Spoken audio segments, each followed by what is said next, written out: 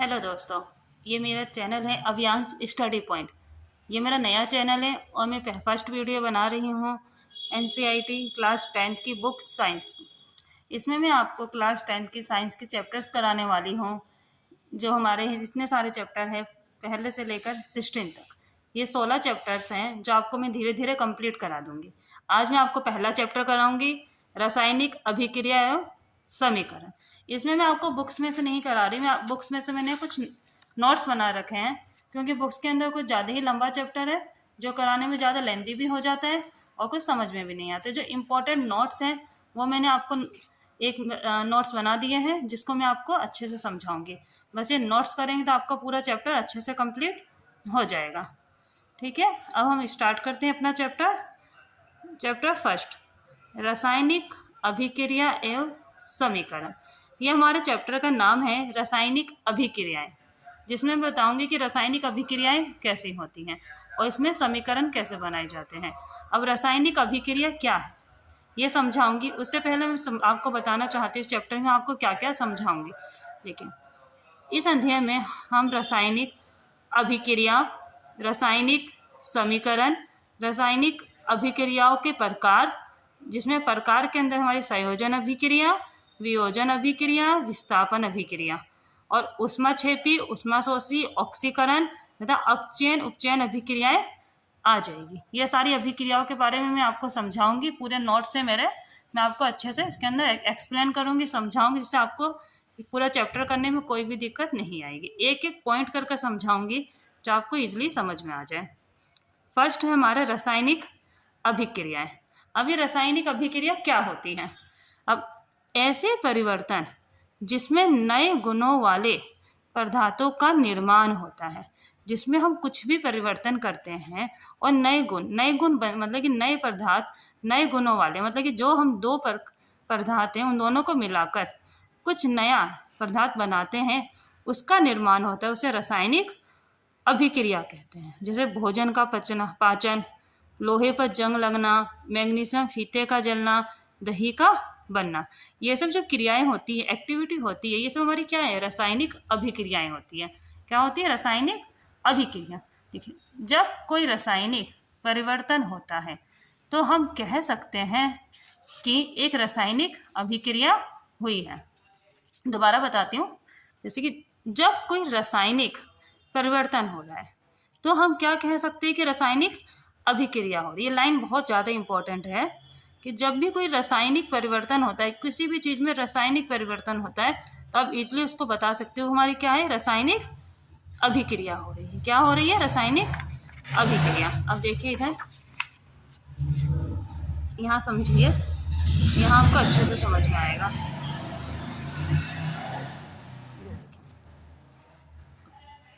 रासायनिक अभिक्रिया वे पदार्थ है जिनमें दो या दो से अधिक पदार्थ मिलकर नए गुण धर्म वाले नए पदार्थ का निर्माण करते हैं।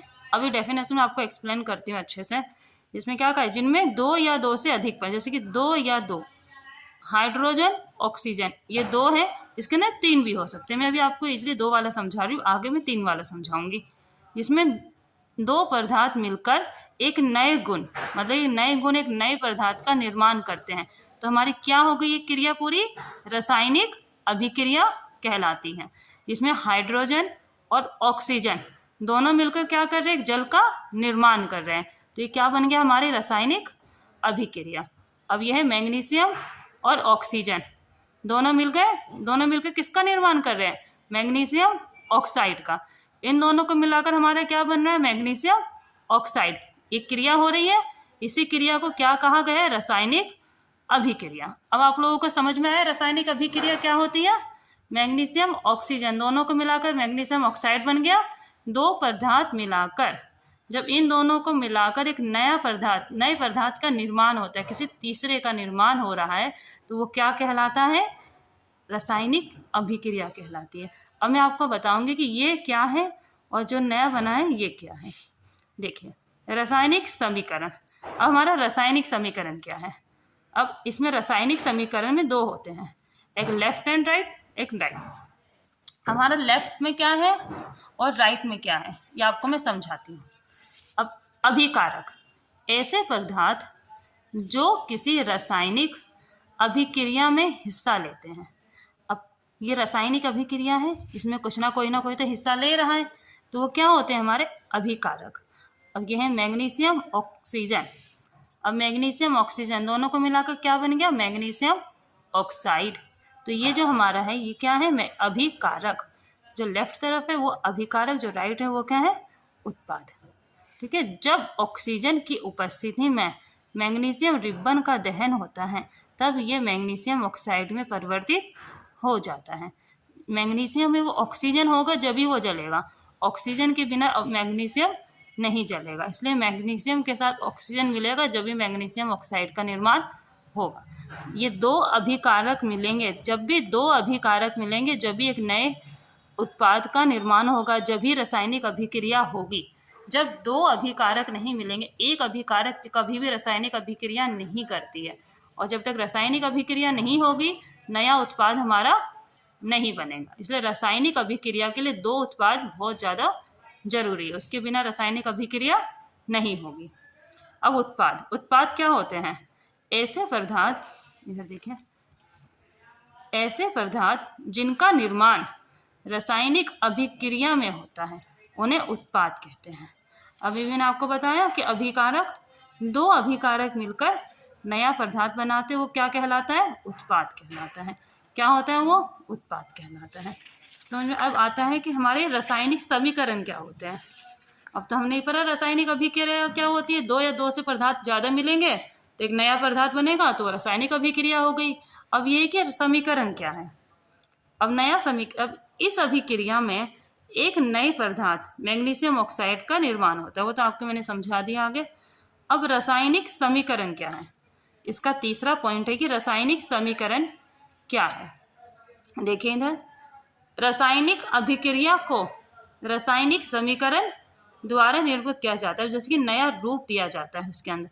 अब रासायनिक अभिक्रिया है, रासायनिक अभिक्रिया को किसके द्वारा बनाया गया, यहाँ है ये पूरा हमारा क्या है, एक समीकरण है। क्या है, ये एक समीकरण है। रासायनिक अभिक्रिया को ही रासायनिक समीकरण कहा जाता है। बस इसको, जो रासायनिक अभिक्रिया है इसको किसके द्वारा दिखाया गया है, रासायनिक समीकरण के द्वारा दिखाया गया है। वही बताया गया है कि रासायनिक अभिक्रिया को रासायनिक समीकरण के द्वारा दिखाया जाता है। अब रासायनिक समीकरणों के अभिकारकों और उत्पादकों में पदार्थ के सूत्रों का इस्तेमाल किया जाता है। जो रासायनिक समीकरण होते हैं उसके अंदर अभिकारक और उत्पाद दोनों का इस्तेमाल किया जाता है। मैंने आपको बताया था पीछे, ये देखिए ये क्या था, ये हमारा अभिकारक और ये उत्पाद दोनों का प्रयोग किया गया है जब भी हमारे क्या बना है, रासायनिक समीकरण। वही कहा गया है कि जब भी रासायनिक समीकरण बनेगा उसके अंदर अभिकारक और उत्पाद दोनों होंगे जब भी हमारा रासायनिक समीकरण बनेगा। अब यह है, शब्द समीकरणों में अभिकारकों के उत्पाद में परिवर्तन को उनके माध्य एक तीर का निशान लगाकर दर्शाया जाता है। अभिकारक बाईं तरफ लेफ्ट हैंड साइड तथा उत्पाद राइट हैंड साइड दाईं तरफ लिखा जाता है। ये देखिए, मैग्नीशियम ऑक्सीजन, ये दोनों मिलकर हमारा क्या बना था, मैग्नीशियम ऑक्साइड।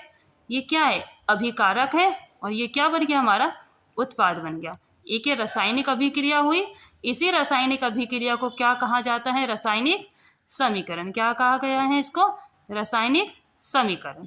अब ये देखिए रासायनिक समीकरण है, अब इनको बराबर करना होता है, संतुलित।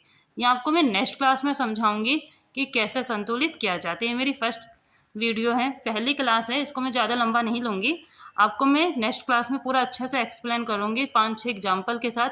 कुछ बुक के एग्जाम्पल रहेंगे, कुछ मैं अपनी तरफ से एग्जाम्पल लाऊंगी, क्योंकि सब बुक्स के लेंगे तो एग्ज़ाम में बाहर से आते हैं एग्जाम पर, वो आप कर नहीं पाएंगे। बुक को रटेंगे तो नहीं होगा, कुछ अलग से भी करना बहुत ज़्यादा ज़रूरी होता है। ओके फ्रेंड्स, ठीक है, आज के लिए इतना काफ़ी है।